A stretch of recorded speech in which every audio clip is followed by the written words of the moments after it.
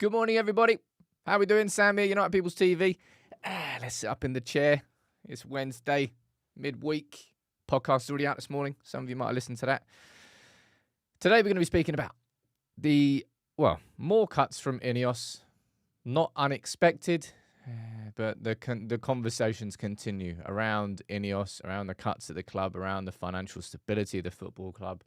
I'm going to run through the statement that came out from Ineos after the New Zealand situation yesterday, the All Blacks pulling out of that sponsorship. I said I would speak about that when there's more to discuss, and I'll do that today.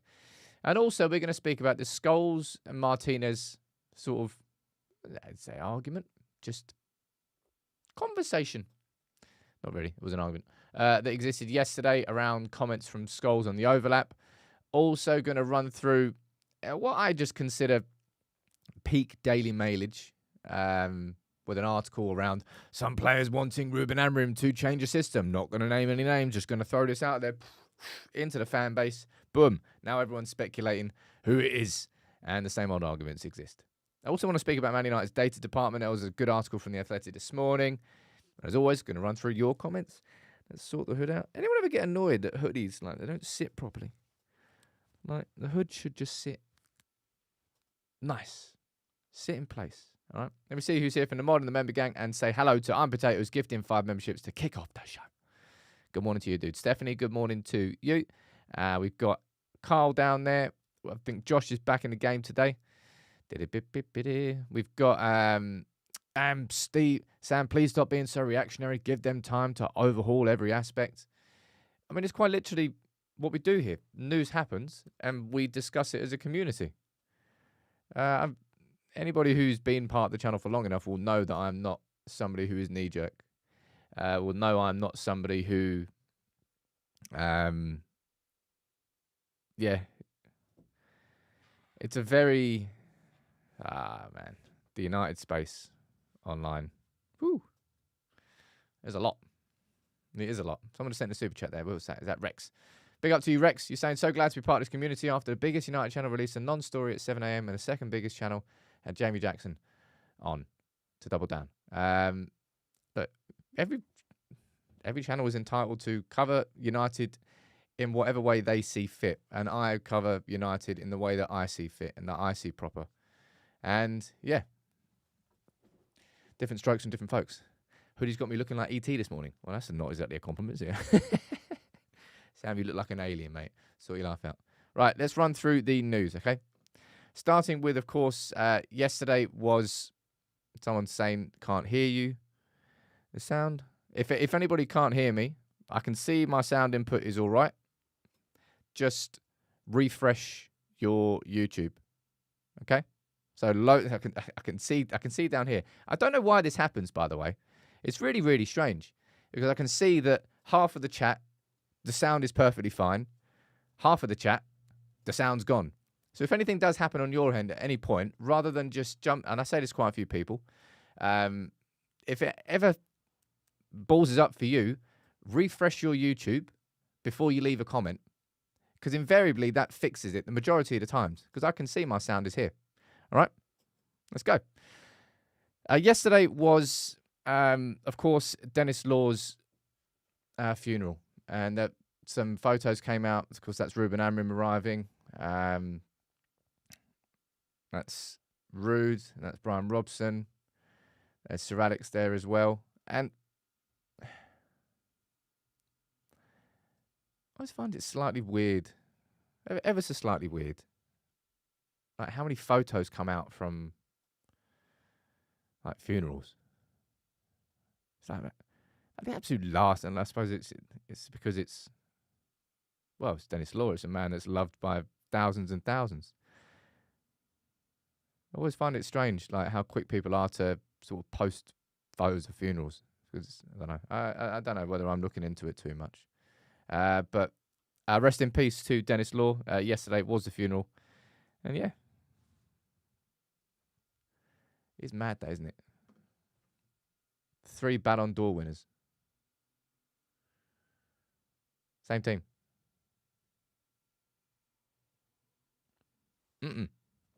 You're not going to get a better statue than that. And I want to speak about that game last night, as if I'm not going to speak about that game last night. You can come in here with all the energy in the world, right? If you want. Oh, United 13th, know your place. I don't care. I don't care. I don't care. You come up with a banner like that saying, stop crying your heart out, because Rodri won the Ballon d'Or. And at the end of the game, Vinicius Jr. is standing there with the Man of the Match trophy, having won the game 3-2 when they were 2-1 down in the 86th minute. You might want to rework that banner. I was happy with that. That's some top-tier photoshopping from myself, if I do say so myself, all right? I enjoyed that. I very much enjoyed that. And I tell you what, ladies and gents, what we've got coming up next week, fingers crossed, something that I've been wanting to do on this channel for a long time. Gonna have a video out on Pep and Fergie. Got a lot of energy for this video and a lot of energy for this argument. But that there should I hope for the next game that's the banner. Yeah. Alex saying it was quite funny how City collapsed at the end of the game. What is it, ladies and gents? Pop quiz. What is it that Ahmad and Jude Bellingham have got in common? All right? You're not going to win a prize, apart from the fact that you'll get the answer right in the comments. But what is it that these two have in common? In common. Yes, Chris, it won't be a Wednesday special because City play Real Madrid in the Bernabeu on next Wednesday, so it'll be a Thursday special. But the Wednesday special tonight is going to be about Rashford, and I'll speak about that in a little bit, actually. Curly hair. You nailed that one, Anthony.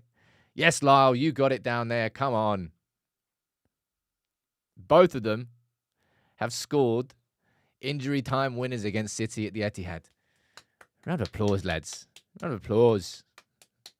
We'll take that. Man, Jude Bellingham is... Wouldn't you love Jude Bellingham? You look at that, like, inside forward role at United, you're like... But that's like your proper Rolls Royce. Zidane level. Exactly. Last minute winners against City at the Etihad this season. And yeah. Stop crying your heart out, Pep. How many times have they done that this season now? Whew. This City team have gone somewhere else. This has got nothing to do with any individuals, any players missing, any injuries.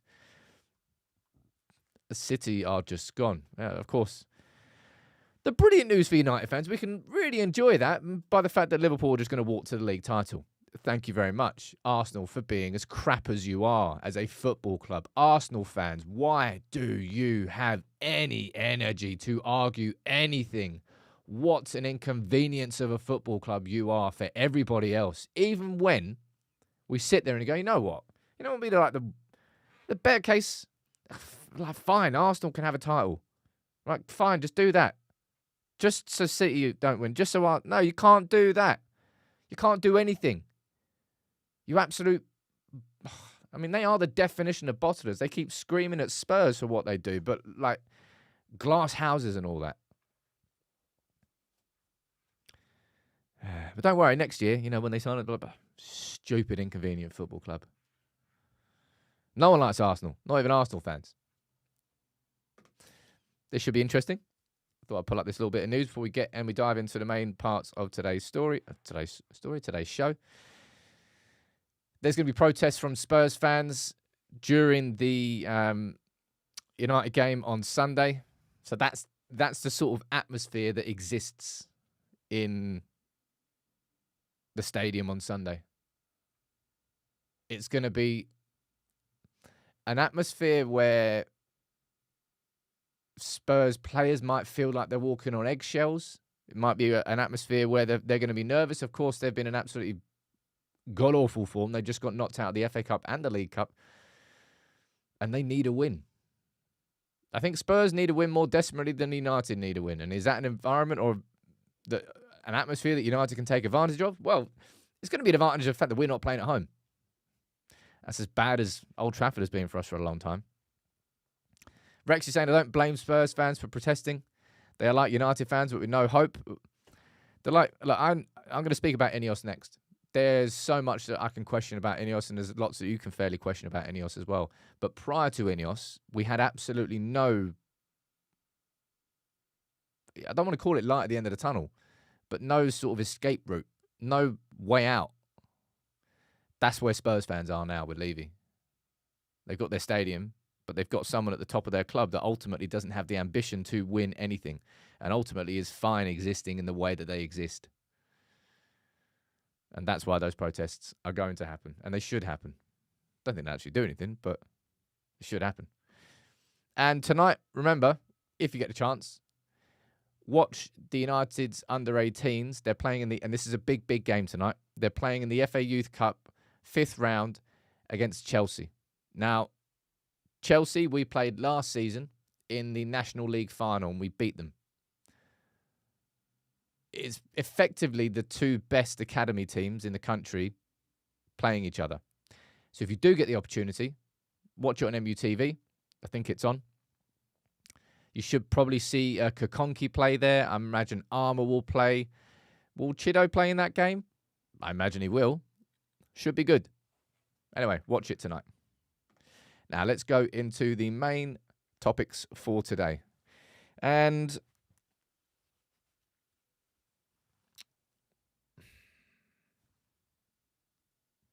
it's not a surprise to hear this. It was the first thing I would say. And it wouldn't surprise me if this isn't the last time we have this conversation about cuts. All right, I'm going to run through what the story is, and I'd like to know your opinions on where you stand on this, because if you look at this from a human, in fact, I will just say this at the start. I feel so sorry for anybody who's working for Manchester United right now. And I've had that sympathy for a long time. I will go back as far as from when the Glazers first said that they were looking, what was it?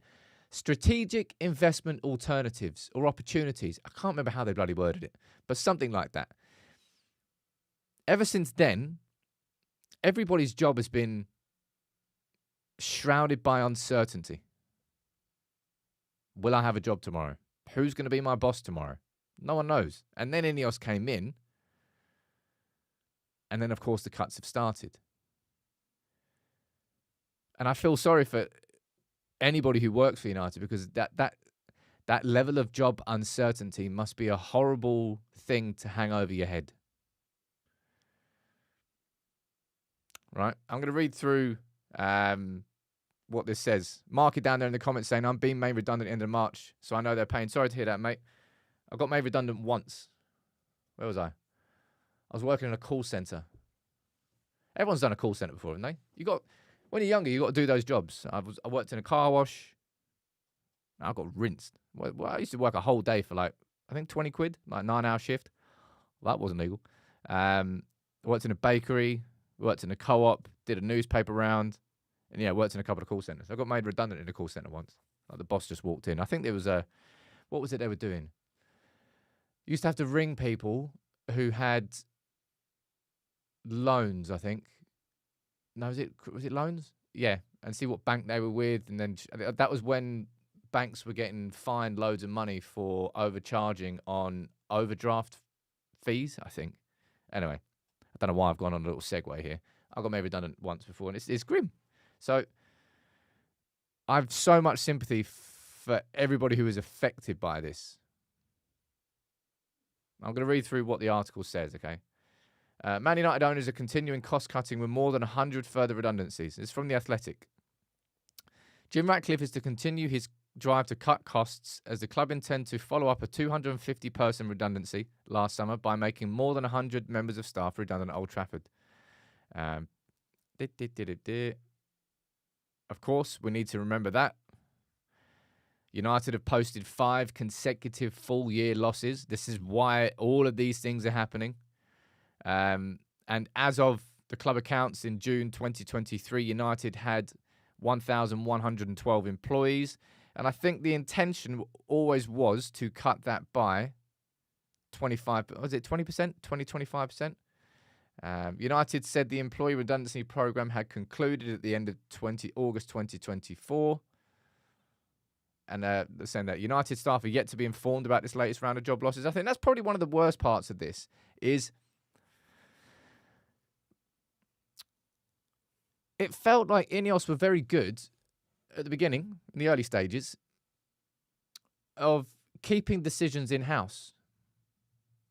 Like, for example, the Omar Barada decision caught everyone off guard. Jason Wilcox was pretty swift as well. The appointments that they made internally, the decisions that they made internally, they were quite good at keeping that in-house. For anybody who works at United to find this out without having a sort of a meeting with Barada, like an all-staff meeting, be a really kind of shitty way to find out about it. So that does not reflect well at all. But again, I open the floor to everyone. Where do you stand on this? Is it a case of you understood the cuts, but when is it too far?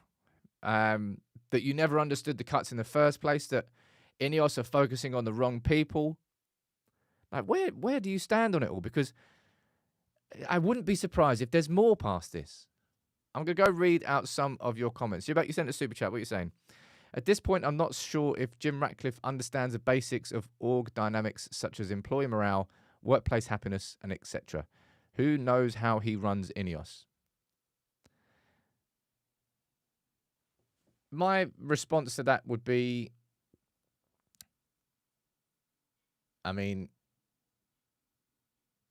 I very much doubt Ineos is a conglomerate petrochemicals industry. I'm sure there are good working environments in it. Like, they're successful in what they do, but it's not exactly a business which is built on employee morale and workplace happiness in a place you go in, because it's so huge. So it's a little bit less human. Is that what word do you want to use to describe that? It won't have that sort of close-knit feel. But I'm going to go read out some of your comments. And you're saying trimming the net excess is necessary, but over 80 million a season in player wages for the players that don't play. Well, that's where I think you look at, like, the Rashford situation, for example. It feels like United are being this cold kind of towards everything. Rashford going out on loan, Anthony going out on loan. Who was the third one? Malacia going out on loan and not signing any players. This falls absolutely in line with that. United's January transfer window was a direct reflection of a club which is making another 100 redundancies. Connor, you're saying, would recommend the world's biggest cash machine book on United finances. Explains a lot, but steam will come out of your ears, dude. I've done so much reading and research of United's finances. I'm not sure I really want to do any more. I know how bad they are. I think I know how bad they are, but I still think there's more to come.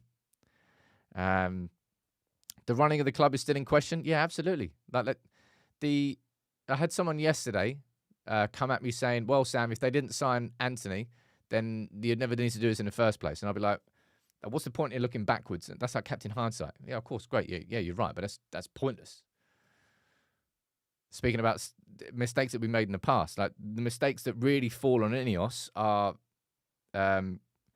hiring Dan Ashworth and keeping Erik ten Hag.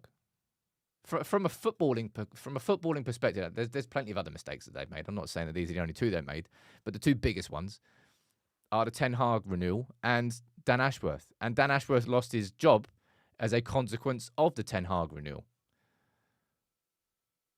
So that's why Dan Ashworth lost his job. Obviously clashed with Ratcliffe, but that decision was the main reason. Simi Skims saying, don't want to sound insensitive, but aren't these changes necessary? I don't know how far the cuts are necessary. I don't know how deep the wounds go. Truth be told, I don't think there is anybody who works at Manchester United who can have proper job security until Manchester United as a football club post profits for 2 years in a row. Now, we as football, and I've said this so many times, man. So many times. That sorry, I lost my chain. I was reading the chat. That's the bad thing. I'm normally quite good at it, but sometimes you lose it whilst you're reading the chat. What was I saying there? That was it. I wish that as United fans, we didn't have to talk so much about the finances of our football club, about the business side of our football club, because ultimately we don't care. I do not give a toss how much profit this club has made this year. I don't care how much the loss we've made until it impacts what my team can actually do on the pitch, which it absolutely is right now, and that's why we all care about it. I shouldn't care as much as who a CEO is or who a sporting director is, all this and all that. I just care about the football I'm watching every week. Are we a good team? Are we getting better? Who's scoring goals? Where are we in the league? Are we going to win anything this year? That's what I care about. But when all these things completely affect your ability to do that on the pitch, you do care about it. And then when you look at the pitch and you're 13th in the league, you're like, well, you can't even get any light relief out of it there. Following on from that, the Times have reported this, okay? Which, I mean, this very much feels like a Daily Mail headline rather than the Times, but I'll run through what this is. Manchester United shock at brutal Ineos sacking of a club stalwart, and it's about Jackie Kay, who was, let me find what her role was. I think it was to do like head of team operations, I think. On the day when it emerged that further redundancies are planned with more than 100 staff losing their jobs, the Times can reveal that Jackie Kay is leaving. What was she down there? She took charge of first team logistics for more than a decade at Carrington. That's her alongside Eric Ten Hag. They're promoted to head of team operations in October 2023. Right, so that's what she was, head of team operations. And I think this is probably the important part to hold about this story. The terms of Kay's departure have yet to be agreed, but she was informed last week of a decision that is part of a wider performance overhaul under the guidance of Ineos head of sport, Dave Brailsford. So effectively, what Kay's departure is separate to the redundancies. It's not like Kay is getting made redundant as part of this and then she's getting booted out. Effectively, what this is, and again, you can agree with this or disagree with this. And I've already gone on record to say that I didn't personally want Dave Brailsford to be as involved with our football club as he is. So I've got question marks around Dave Brailsford, if I'm totally honest, and how many pies he's got his fingers in. But it seems like the departure of Jackie Kay is part of Dave Brailsford looking at the performance culture of United and saying, well, either Jackie Kay needs to be replaced or we don't need to replace Jackie Kay. And we can do that internally. It's one of those two things. And given that United are trying to save money everywhere, I'm probably going to guess that it's the second one, that Jackie Kay will be, well, she's leaving the club, but will not be replaced. This isn't part of that 100 redundancies thing. This is the structure of the football operations at United. And like that Riley down there saying, said it ages ago and got laughed at, that Dave should stick to cycling. When the initial takeover happened, I understood and I agreed with the presence of Dave Brailsford. When we didn't have a CEO, when we didn't have a sporting director, when we didn't have a technical director, when we didn't have a director of global talent. Now that we've got a CEO in,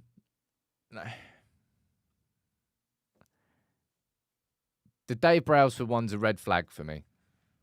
Can't really, I've kind of felt that for a long time. I understand that he's had success with Sky. I understand the controversies that existed around Sky. And I know the problems that he caused at Nice because he was brought in on a temporary basis when they removed Bob Ratcliffe, who was Jim Ratcliffe's brother at Nice. Like, you don't have to sort of school me on what Dave Brailsford has done. I know what he's done. He went in and had way too heavy a hand involvement in a summer transfer window that was catastrophic for Nice. When they got rid of their, was it CEO? They got rid of their sporting director, and he was kind of, who was it? I think there's I can't remember his name. I think it was a director of recruitment who worked at maybe West Ham before. And he was then involved with Dave Brailsford at Nice when they signed like Kasper Schmeichel, Ross Barkley. We were spoken about this the other week. Pepe. They went for all these big, experienced, expensive ex-Premier League players as some sort of, it's not working for us. Let's just go for these. And it did. That did not work. That did not work. Yeah, exactly, Ryan. He was living at Nice's training ground in a trailer, overseeing everything. He was there for a sort of a massive audit, which is what Dave Brailsford did at United. But he's overstaying his welcome as far as I'm concerned. That's because Jim Ratcliffe really trusts him. I think that's going to be a problem which rears its head in the future. And Susan saying that like these kind of filthy owners who are in any sports team only for the money should be sent to jail. Now, I've said this again. I've said this to so many people, Susan. I'll say it to you as well. If Ineos were in Manchester United for the money, they're absolute idiots. Like, you couldn't buy a worse club if money was your priority. Unless you genuinely were going to stay until United was successful again.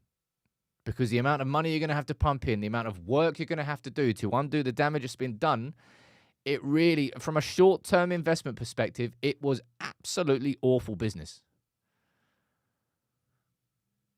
So it's not a case of Ratcliffe or Ineos trying to line their pockets. I think anybody doing that is just, you just kind of want to cause arguments by saying that. You really do. But this one is definitely, I think, a bit of a red flag on Ineos's part. The All Blacks thing. I think someone sent a super chat. Let me quickly go back and read this. What was it? Why buy a percentage of a football club if you're going to annoy the fans, says Jordan. I don't really know what you expect me to say to that.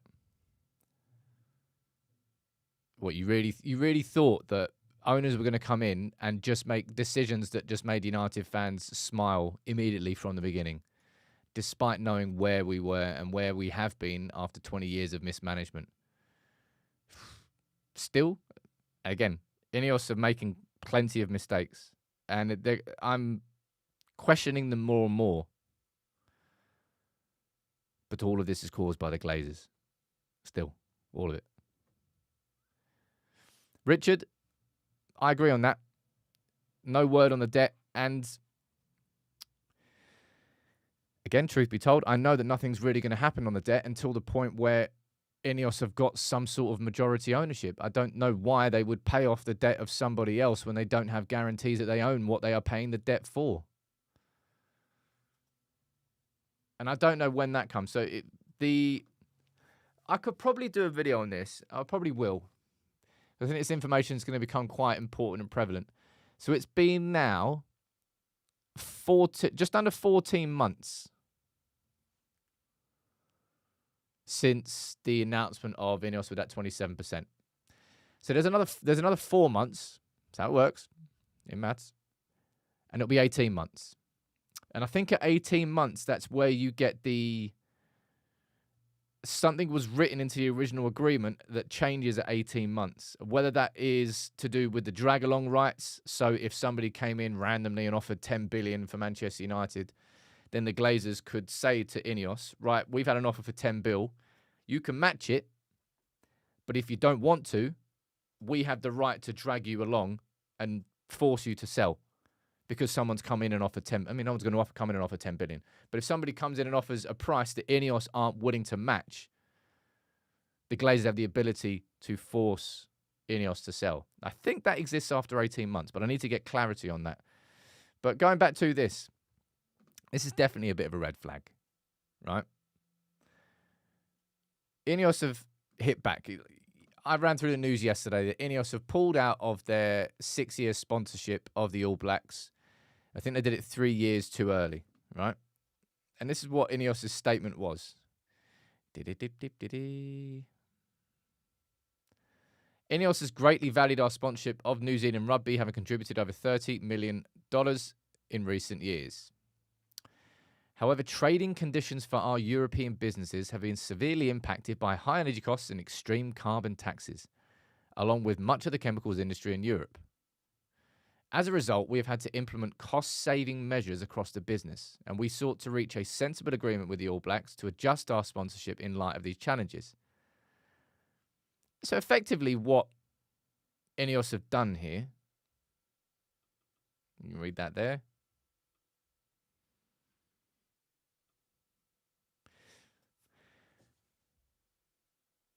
Ineos have pulled the plug on a sponsorship agreement that they had with the All Blacks and used the argument of we need cost-saving measures as to why they're allowed to do it. Right?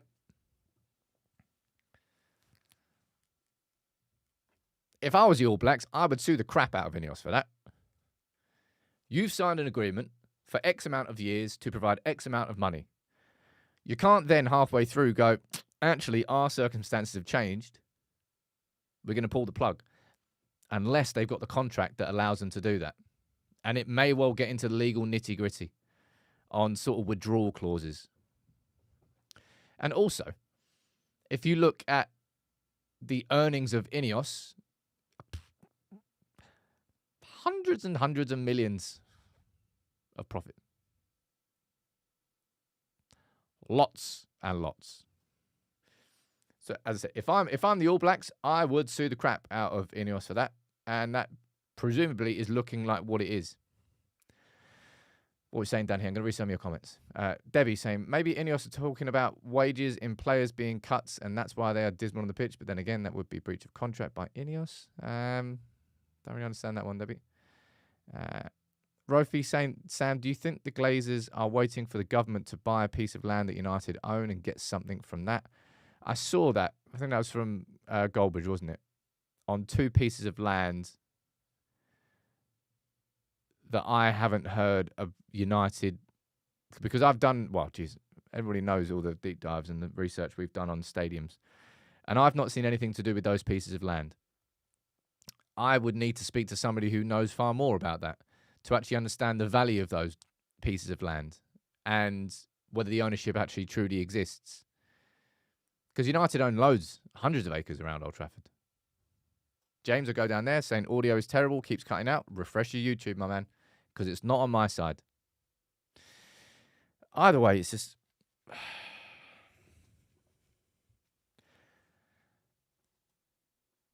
I don't know when the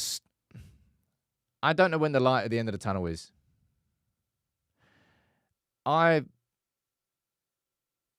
If you're talking, someone down there saying that, I think you might be right on this, by the way. Obviously, the announcement was made on the 24th of December, because I bloody remember that. We were working, of the 27% takeover, but I don't think it was officially ratified until mid-February. So maybe it's only been 12 months. So there's another, 6 months to go. We'll find out. Richie is saying it's not just United facing rising costs. It's about every business in the world. Just the cost of living. I can only talk about the UK perspective, but just absolutely everything is just more expensive. And ridiculously so.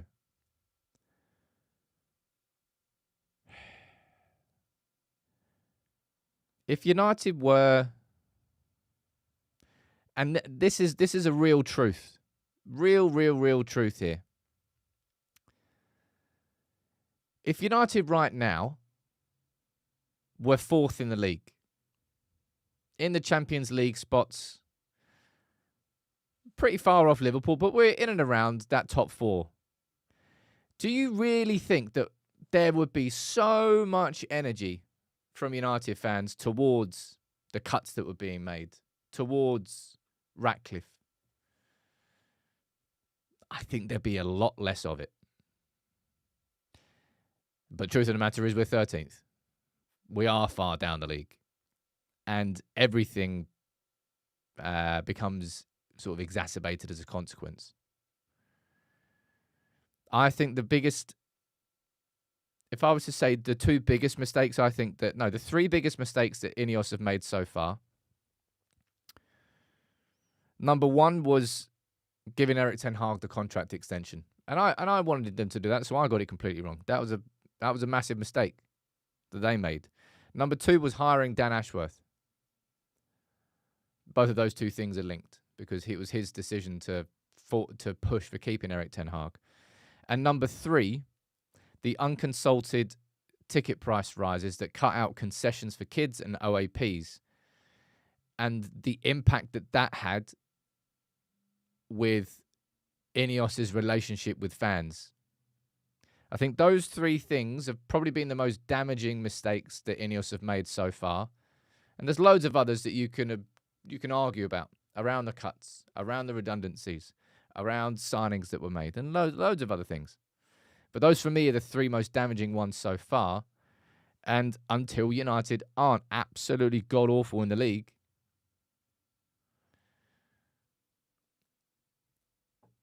these questions will always exist. Someone down there saying, Sam, do you think getting Champions League football, including next season, will do more harm to this team than good? No, I don't. I wouldn't. I wouldn't go into the Champions. Look, hypothetically, United win the Europa League. Probably not going to happen, but hypothetically, we win the Europa League and we get into the Champions League next season. I'd have no real ambitions of us winning it, but I would much rather we were in it. Absolutely. Madhouse talking about number 4 sacking staff, including Fergie. See, that's where I'm disagreeing because I think Manchester United were correct to remove that ambassadorial role. And then you get into a million debates about this. But I want to move on to this, right? There's 2 more big talking points I'd like to get through in today's show. This is the first one. Now, I could do a lunchtime video on this today. And maybe I will. There's 1 of 2 videos that I want to do today. And this is one of them, all right? From the Daily Mail yesterday. Man United players have doubts over Ruben Amorim's system. We're going to reveal them, right? That's really what the article was saying. Gary Neville voiced his concerns that Ruben Amorim is struggling to sell his ideas to United players, and Confidential understands that some have discussed among themselves whether a change of plan that is better suited to their style of play may be the way forward.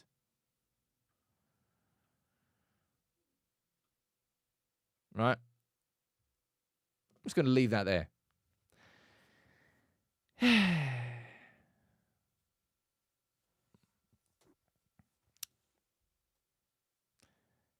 And here we go again. Now, if this article was released by,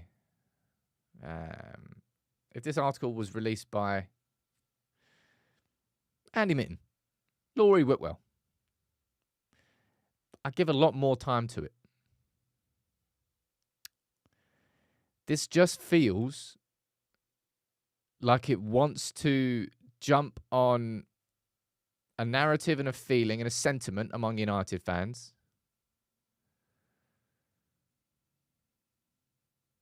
It feels like it's just to literally pull the pin out of the grenade, throw it in the fan base, and then everybody just goes, ooh, who do you reckon the players are? Oh, I reckon it's Garnacho. Oh, probably Rashford. I think that's why. It's definitely Luke Shaw. And then it's just, the speculation just exists. And the fan base becomes even more divided. And I've said this so many times, and I'm going to go full screen to say how hilarious this concept is. It really, really is funny. Just like, you can almost create a comedy sketch out of this. right? So you've got Bruno Fernandes as the captain. Oh, he's frustrated with the system. He's like, we need to switch it. So he goes in there with the dressing room. It's Bruno Fernandes and Harry Maguire and, I don't know, Casemiro. It doesn't really matter who it is. Sitting down there and goes, Ruben, like we love you as a manager, but, this three at the back system isn't working. I think you should probably, tweak it. Like, we've spoken about it as a team, and like we think you should tweak it. And Ruben would just look. Could you imagine? A, could you imagine that conversation? B, do you really, honestly? Because I don't think there would be anybody in this comment section that would put their money where their mouth is when I say this. If I offered you 100 quid right now, if United switched to a back four, that all of a sudden, bing! Well, look how good a team we are. Oh, my God. That was it. That was it. All we needed to do was play four at the back. Everything is sorted now. Have you not watched us? Have you not watched this Manchester United team? The issue is not the system. And I will say that again and again, and I don't care how many games we lose this season. The issue is not the system. The issue is application of said system. You can play four at the back, but if you do it at 2 miles an hour, you're going to be the easiest team in the world to play against. You do three at the back, you play at 2 miles an hour, you're going to be the easiest team to play against. It's just a really funny concept to think that there's some United players in the dressing room who go, if only we had four at the back. Oh, that would change everything. Oh, God. It's just, it's more funny than anything. So I don't particularly think that warrants a lunchtime video. We all know it's the players. And you're saying, have you considered this hasn't come from the club but outside to further the state? Of course, it probably does, man. It probably has. Is this system working? Nah, man. But that's not because the system is awful. I think a lot of it is about... It's about A, confidence, and B, players being shit scared, which kind of leads into the confidence. Players being absolutely terrified of being the player that makes that mistake. I don't want that. I don't want that smoke. Give it to someone else. Like, you do it. Nah, you do it, man. No, you do it. That's how United play football. Not me, man. Not me. Right? I've got the ball. You take it. You do you. Right, it's right. Cool. Pass me. No, I don't want it back. That's how United play football right now. And as I said, I find it genuinely hilarious, the idea that there might be some United fans who do think, if we switch to a back four system, yeah. Did Ten Hag's system work? Let's not even speak about Ten Hag's system. My word. Boy, oh boy. But all of that just strikes me as speculation for the sake of speculation, rather than anything that's come from a source that can be trusted. I might be proven incorrect on that. We'll see in the goodness of time. But that's where I stand on that right now. Eugene saying, Sam, do the players think more of their social platforms likes than football they are playing in this social media era? I don't know. I think players are so aware of what happens as a consequence of their actions that they think about it before they've done said actions. And that's where the anxiety is coming from in Old Trafford. And the anxiety of listening to Old Trafford. Old Trafford isn't a place where you can just knock it around and hold possession. That was Louis van Gaal football. Still the worst football I've seen post-Fergie over a long, consistent basis. And it was simply because there was no creative risk. It was hold possession for the sake of possession with no attacking threat, which is currently how United are playing. And that's why Old Trafford won't allow it. And that's why Old Trafford will boo it. And that's why Old Trafford will shout, attack, attack, attack. And then, like, moving on, there's actually three more. There's two more talking points now. So there was three earlier. I forgot about this one. Like, Martinez, reports are suggesting that he's going in for surgery, I think, this week. Surgery has been decided to be the best route because when it comes to cruciate ligament injuries, it depends on the severity. Sometimes the tear, I'm only explaining this because I've had a mate who absolutely ruptured his Achilles when he went skiing. It's like sometimes the tear or the rupture is close enough that the fibers can sort of reattach and you don't need surgery. Sometimes it's like, well, there is no way that's going to, you have to put a graft together. You have to basically replace the ruptured part. And it's the reports are suggesting that Martinez's injury is bad enough that surgery is required. I don't think we're going to see him for the rest of this year, which rules him out for this season, rules him out for the start of next season. Let's find out. Might be wrong on that.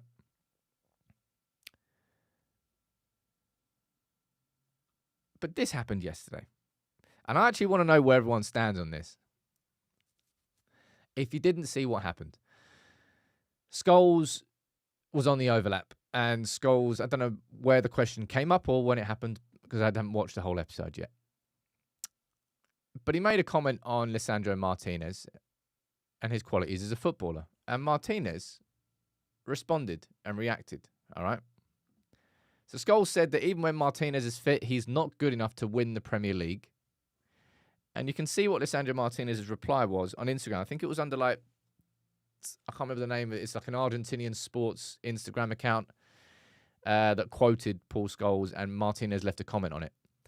I think Martinez has since deleted the comment, but I want to know where you stand on this.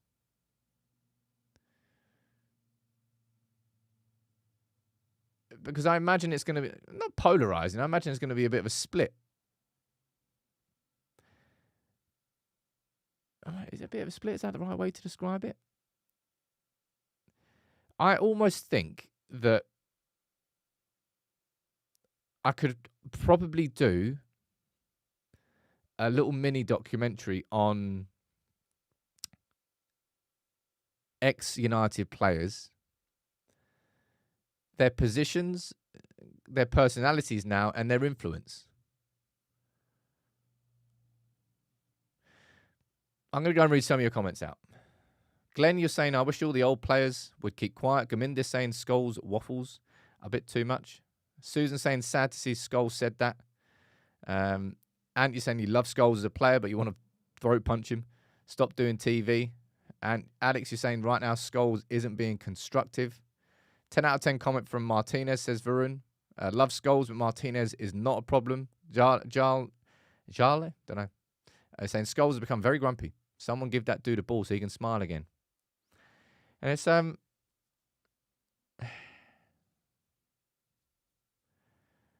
really,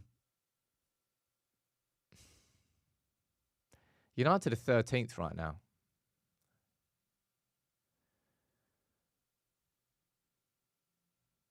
So the club is just in an awful place, but I don't know how I feel about this one. Because I love Martinez. And I think at the time that he was injured, he was probably our informed defender, which is not really saying much considering we're 13th. That's what I mean when you kind of get pulled back by how bad United are doing in the league. I just don't particularly think that Man United's former players help Manchester United. I think that's probably my overall position. And I'm not using that as a sweeping statement. But just in general, United's former players don't help with the smooth sailing. Whether consciously or subconsciously, I think they add fuel to the fire more often than not. I think I find that quite frustrating. Nick, you're saying, do you think Carragher would say that about a Liverpool player? And Ant, you're saying who needs enemies when you got ex-players killing us? And I think that's probably where I stand on it. And then there's someone down there saying, look, it's 100% Scholes is correct. And it's just like, this is the sort of thing that you would expect to hear or see on TalkSport. This is the sort of thing that you would open the Daily Mail and go, oh, well, I'm not surprised to see that.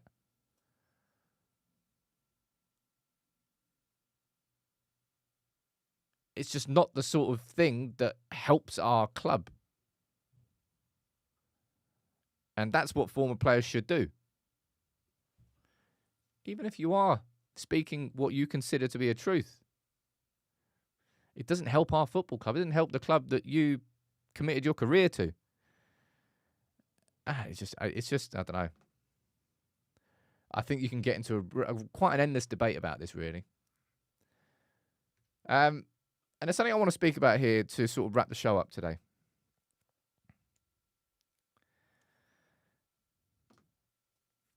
Right? This is an article that came out. I'll drop the link here. I'm sure you're going to have fun reading this. We all know, some like it, some don't. You can be angry about it, but it's part of modern football. Data is incredibly important. Data is used by every top team. Data is like the secret weapon of transfers. You look at what Tony Bloom and Brighton have done. The majority of that is data-driven. And what Manchester United have done with data or haven't done with data, I think is a really... I think this is a really good lunchtime video. It'll be very informative. It's an excellent article. Is it by Mark Critchley? Yeah, Mark Critchley and Mark Carey. Really insightful article that unfortunately kind of lifts the lid on United's attempts to bring data into the modern era. And we have been playing catch-up with every club for a long, long time. And unfortunately, what this article shows is we're still years off. We are still so far away. And as I said, you might get bored of data. You might get bored of talking about numbers and XG and XYZ. But the fact of the matter is that in the modern game, if your scouting relies still largely on the eye test, on listening to Steve, who's gone to the park and watched someone play.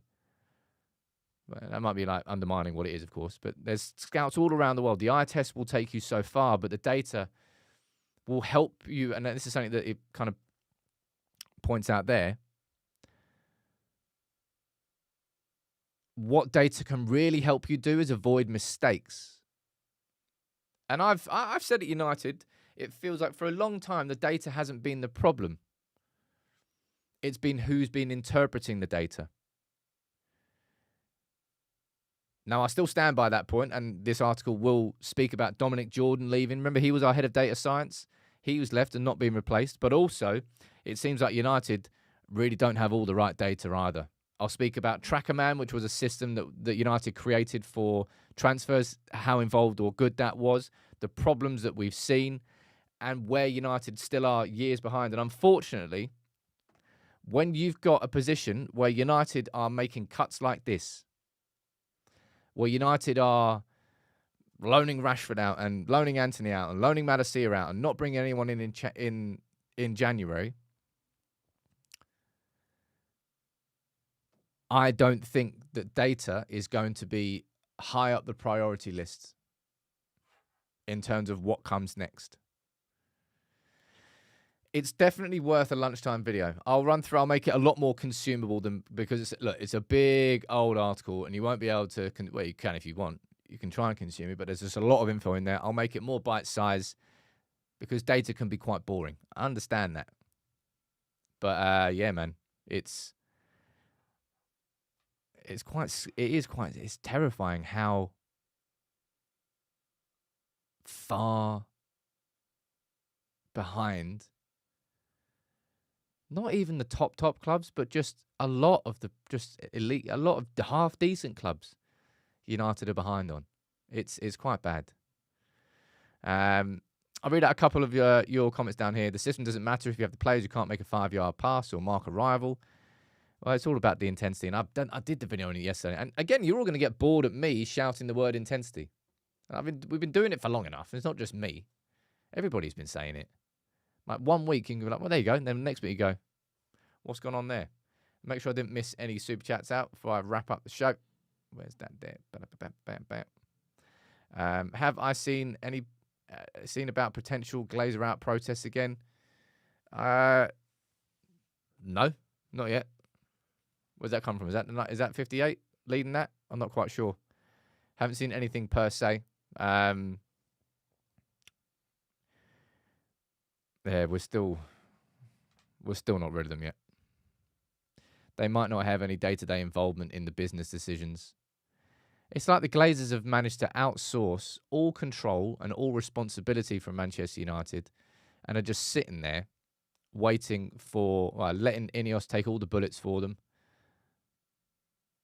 and take bullets for themselves whilst they just sit in the corner waiting to cash in. And they're not doing it yet. Frustrating times as United. It still is. And I really, really hope. We all deserve it, by the way. At some point, we're going to have a good couple of years on this channel together where we're just talking about the football, the progress, winning all the pots, lifting big ears, Premier League parade. I hope we get to enjoy that together because the amount of frustration and the amount of kind of bullshit that we've had to discuss and deal and talk about for a long time on this channel. Jason saying, wait for the dividends. You mean the dividends that Ineos literally banned, I think, for 2 years? Is it 2 or 3 years? Dividends have been banned by Ineos. I don't know when that ends. But look, I'm going to probably do that lunchtime video on data. And it's a really important one because it directly relates to transfers, our ability to do transfers and smart transfers, which, of course, we all want. And we all know that that's really going to be how the football team turns around. All right. Thank you all for tuning in. I'll be here tomorrow, as always. I'll be here at lunchtime as well. Have a cracking day. Take it easy, Paul. Don't know what